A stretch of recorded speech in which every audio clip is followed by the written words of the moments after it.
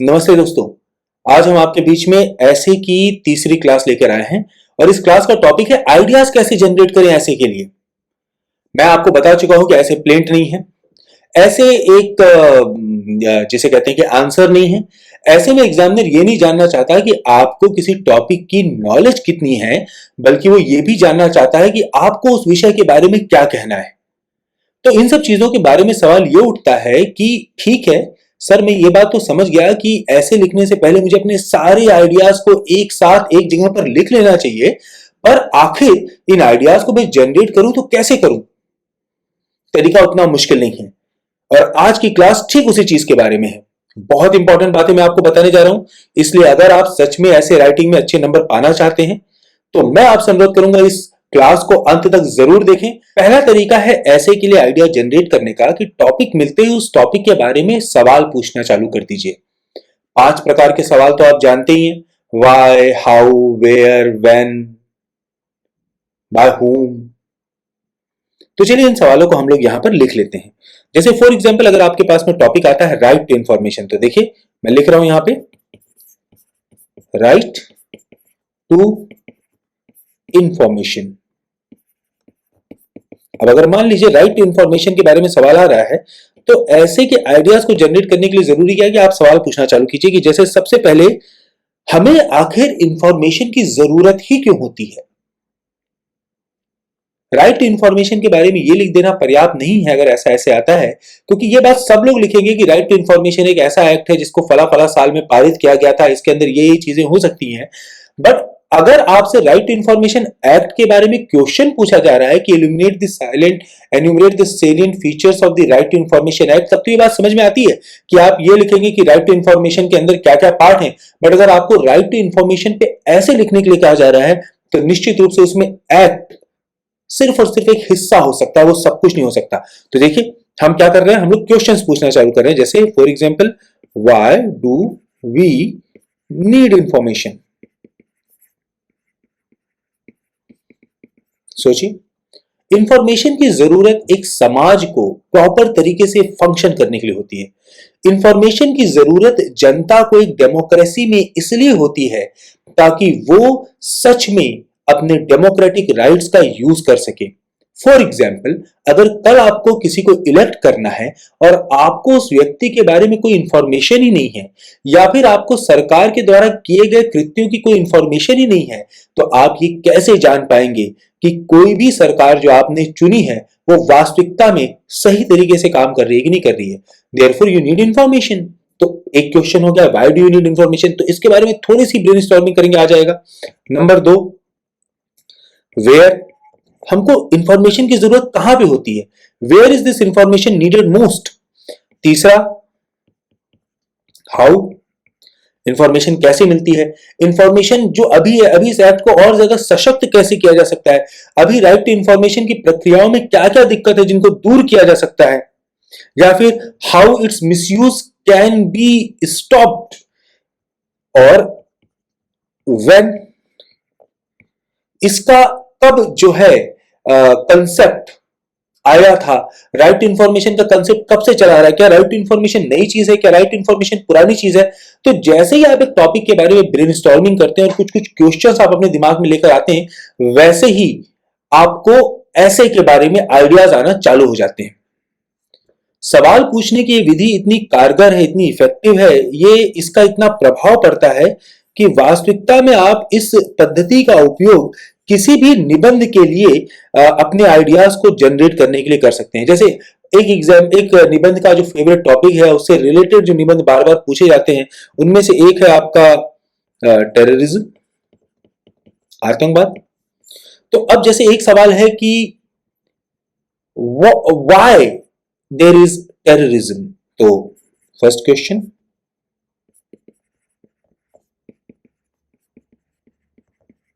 दूसरा सवाल आप पूछ सकते हैं कि आखिर टेररिज्म क्यों पैदा होता है, क्या चीजें ऐसी हैं, व्हाट आर द फैक्टर्स जो जनरेट करते हैं टेररिज्म को।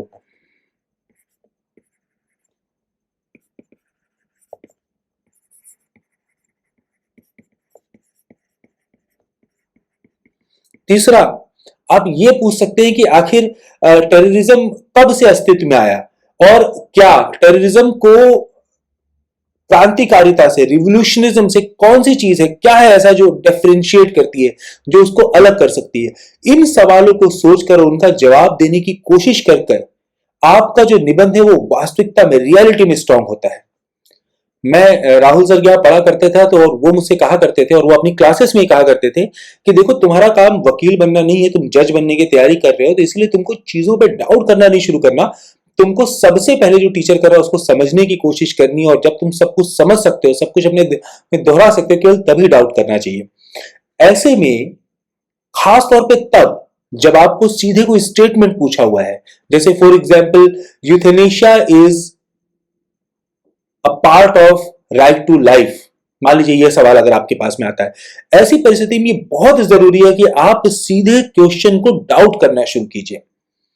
जैसे एक ऐसे का टॉपिक मैंने किसी जुडिशियल सर्विस एग्जामिनेशन के उसमें पढ़ा था कि money spent is money earned. क्या ये सच है? Is really the money spent money earned? क्या इकोनॉमिक्स ऐसे ही काम करती है? क्यों ऐसे ही काम करती है? किस लिए इस तरीके से काम करती है? यह बात किसने कही थी? आखिर किस किस तरीके से पैसे को कमाया जा सकता है? इस प्रकार के क्वेश्चंस पूछने से, और खास तौर पे अगर आपको स्टेटमेंट मिला है तो उसको डाउट करने से, उसका ठीक अपोजिट क्वेश्चन पूछने से आप अपने ऐसे के आइडियाज को जनरेट कर सकते हैं। तीसरा तरीका है ऐसे में आइडियाज जनरेट करने का, वो है dig deeper, go to the root. चीजों की जड़ तक जाने की कोशिश कीजिए, फंडामेंटल क्वेश्चंस को पूछने की कोशिश कीजिए। फॉर एग्जाम्पल, अगर आपके पास टॉपिक है स्वच्छ भारत मिशन के ऊपर, या clean India is progressive India, और clean India is developing India, या write a short essay on Swachh Bharat समृद्ध भारत, मान लीजिए ऐसा टॉपिक आ जाता है। अब अगर मान लीजिए 300 वर्ड्स का ऐसे है और बमुश्किल आपके पास में 15 से लेके 20 मिनट है, तो निश्चित रूप से आप बहुत बड़ी क्रिटिकल एनालिसिस तो नहीं कर पाएंगे। पर अगर उससे थोड़ा भी बड़ा ऐसे है और थोड़ा भी लंबा ऐसे है, तो उसमें बहुत ज्यादा जरूरी हो जाता है कि आप सीधे क्लीनलीनेस की, स्वच्छता की जड़ में जाइए कि आखिर मनुष्य के अंदर स्वच्छ रहने की आवश्यकता ही क्यों महसूस होती है। आखिर भारतीय संस्कृति का, इंडियन कल्चर का नहाना धोना, अपने आप को साफ रखना इतना अनिवार्य, इतना फंडामेंटल हिस्सा क्यों बन गया, कैसे बन गया? स्वच्छता अगर हमारे मूल में है तो आखिर वो कौन सी चीज है जिसने हमें स्वच्छता से दूर जाने के लिए विवश किया? यदि आप जड़ में जाकर देखेंगे, मूल में जाकर देखेंगे, तो आप पाएंगे कि फॉर एग्जाम्पल इंडियन जो कल्चर है, इंडियन कल्चर के मूल में, इंडियन कल्चर के जड़ में स्वच्छता, अपने आप को क्लीन रखना भरा हुआ है।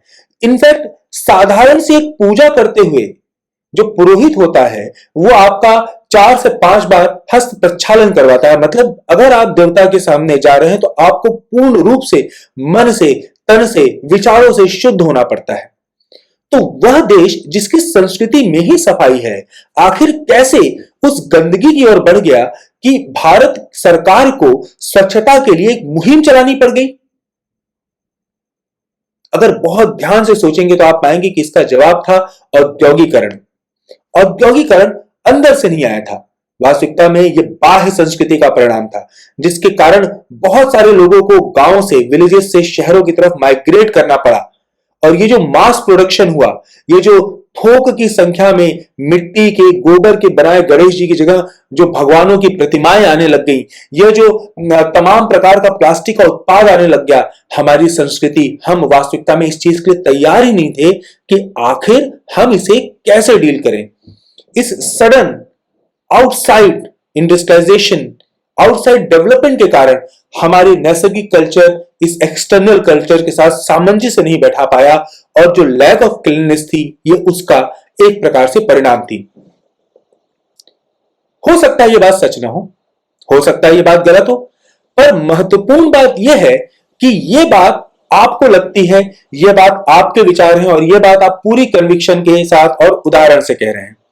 ठीक, तो तीसरा तरीका क्या है? Go dig deeper, go to the roots. इसको हम कहते हैं वर्टिकल लिंकिंग। मतलब आप उस चीज को अपने खुद के ओरिजिन के साथ में, उसके आगम के साथ में, उसके उद्गम के साथ में किसी भी चीज को जोड़िए। ओके, अगला चौथा तरीका है हॉरिजॉन्टल लिंकिंग करने का। जब हम कहते हैं डिग डीप, तो वास्तविकता में ये वर्टिकल लिंकिंग होती है। ऐसे में आइडिया जनरेट करने का एक तरीका यह भी है कि आप किसी भी चीज को उसके आसपास से रिलेटेड बाकी वस्तुओं से, बाकी चीजों से जोड़िए। फॉर एग्जाम्पल, मान लीजिए हमारे पास में टॉपिक आता है राइट टू इंफॉर्मेशन का, और राइट टू इंफॉर्मेशन के बारे में हमें अपने आइडियाज को जनरेट करना है, तो हम राइट टू इंफॉर्मेशन को पॉलिटिक्स से जोड़ सकते हैं कि आखिर पॉलिटिकल सिग्निफिकेंस क्या है राइट टू इंफॉर्मेशन का। हिस्ट्री से जोड़ सकते हैं कि राइट टू इंफॉर्मेशन की हिस्ट्री क्या है, वो आई कब से, कहां से आई।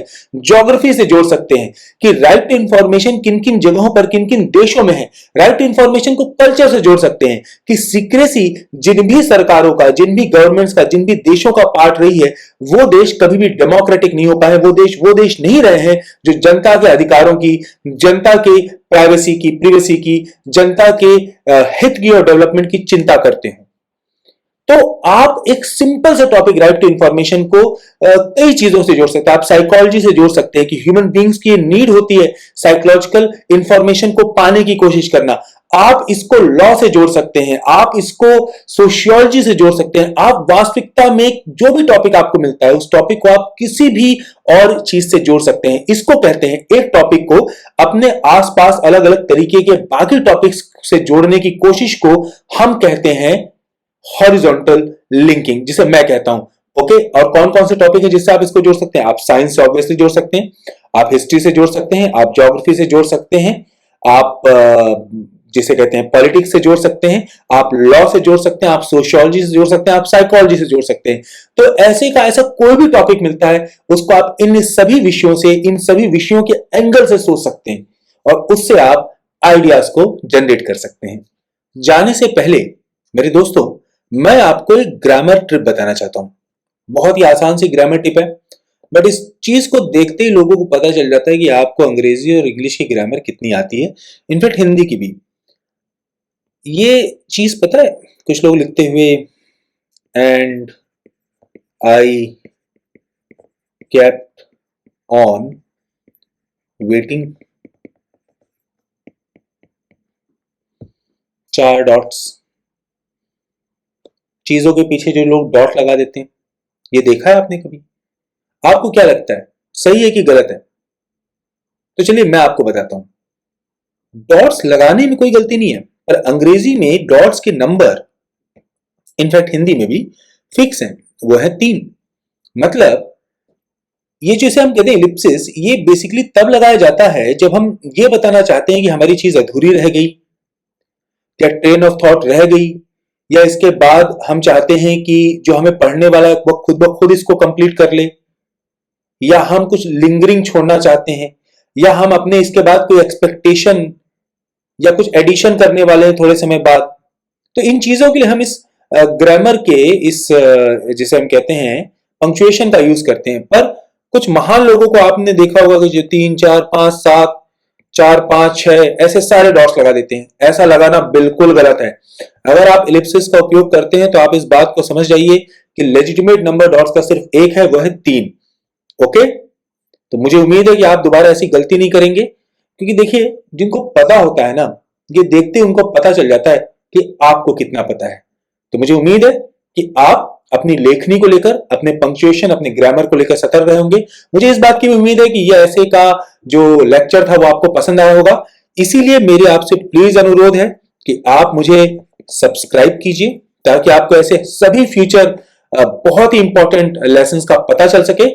और इस वीडियो को लाइक जरूर कीजिए। और जैसा कि मैंने बोला, इस ऐसे के पहले 3 लेक्चर्स को पढ़ते हुए, सुनते हुए, समझते हुए जो आपके दिमाग में आता है उस ऐसे को लिखिए, टाइप कीजिए कमेंट बॉक्स के अंदर, और मैं खुद उसको पढ़कर आपका जवाब दूंगा।